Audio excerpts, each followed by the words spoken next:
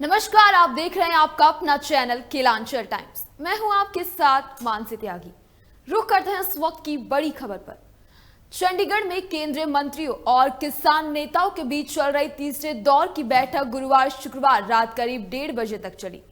तीसरे दौर की वार्ता भी बेनतीजा रही। इसमें भी कोई समाधान नहीं निकल पाया। इस बैठक के शुरू होते ही किसानों ने हरियाणा सरकार और पुलिस की ओर से किए गए बल प्रयोग पर कड़ी आपत्ति जताई। इस पर केंद्रीय मंत्री उन्हें समझाते हुए नजर आए। इसी के बाद एमएसपी की कानूनी गारंटी सहित अन्य मार्गों पर चर्चा शुरू हुई। केंद्रीय मंत्री लखीमपुर खीरी कांड समेत अन्य मार्गों पर किसान के साथ सहमत दिखे, लेकिन जब एमएसपी की कानूनी गारंटी पर कुछ स्पष्ट नहीं हो पाया। बैठक में केंद्रीय मंत्रियों ने तत्काल एमएसपी की कानूनी गारंटी लागू करने पर आने वाली दिक्कतों के बारे में बताया, लेकिन इससे पीछे हटने को तैयार नहीं हुए। रात 1:30 बजे के करीब बैठक खत्म हुई। किसानों की केंद्रीय मंत्रियों के साथ तीसरी बैठक बेनतीजा रही। इसमें बल प्रयोग पर किसानों ने कड़ा विरोध जताया। तो वहीं किसान एमएसपी पर अड़े हैं। अगली वार्ता रविवार को शाम 6 बजे होगी। किसान अगली बातचीत जल्द चाह रहे थे। किसान यूनियनों के साथ बैठक खत्म होने के बाद केंद्रीय मंत्री अर्जुन मुंडा का कहना है, आज सरकार और किसान यूनियनों के बीच बहुत सकारात्मक चर्चा हुई। किसान यूनियन के द्वारा उठाए गए विषयों पर ध्यान केंद्रित करते हुए हमने फैसला किया है कि अगली बैठक रविवार शाम 6 बजे होगी। हम सभी शांतिपूर्वक समाधान निकालेंगे। किसान यूनियन के साथ बैठक खत्म होने के बाद पंजाब के सीएम भगवंत मान ने कहा कि किसान यूनियन और केंद्र सरकार के बीच लंबी बातचीत हुई। हर विषय पर विस्तार से चर्चा हुई। सकारात्मक चर्चा हुई। सीमावर्ती इलाकों में इंटरनेट बंद कर दिया गया। इससे परीक्षा के दौरान छात्रों को परेशानी हो रही है। अगली बैठक रविवार को होगी। कई विषयों पर सहमति बनी है, मगर कानून व्यवस्था और पंजाब के लोगों की समस्याएं चिंता का विषय हैं।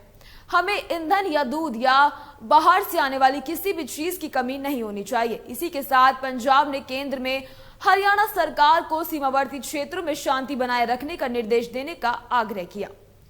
केंद्र सरकार और किसान यूनियनों के बीच बैठक खत्म होने के बाद किसान नेता जगजीत सिंह डल्लेवाल ने कहा कि विरोध शांतिपूर्वक जारी रहेगा। हम और कुछ नहीं करेंगे। हम किसानों से भी अपील करेंगे कि हम दिल्ली की तरफ बढ़ते जाएं और बैठकें चलती रहें।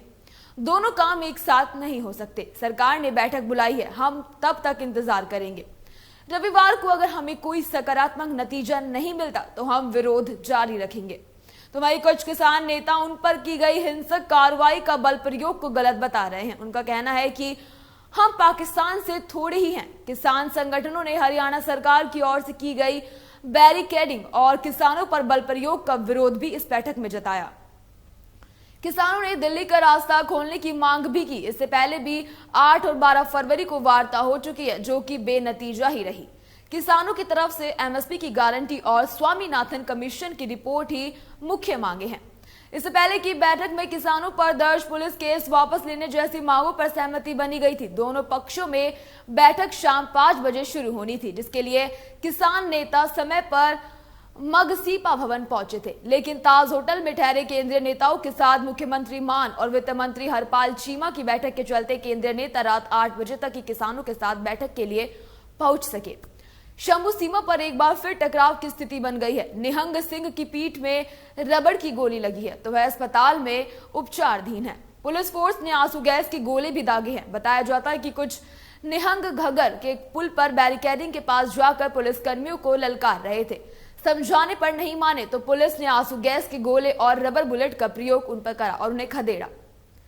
भारत बंद को लेकर पीएसबी ने एडवाइजरी जारी की है। 16 फरवरी को भारत बंद के चलते 1 घंटा पहले पहुंचने की कोशिश की जाए, जिससे पेपर में कोई प्रॉब्लम न आए। भारत बंद के चलते कोई भी बोर्ड का पेपर मुलतवी नहीं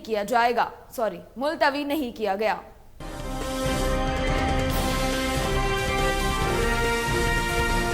केलांचल टाइम्स, हर खबर पर हमारी नजर।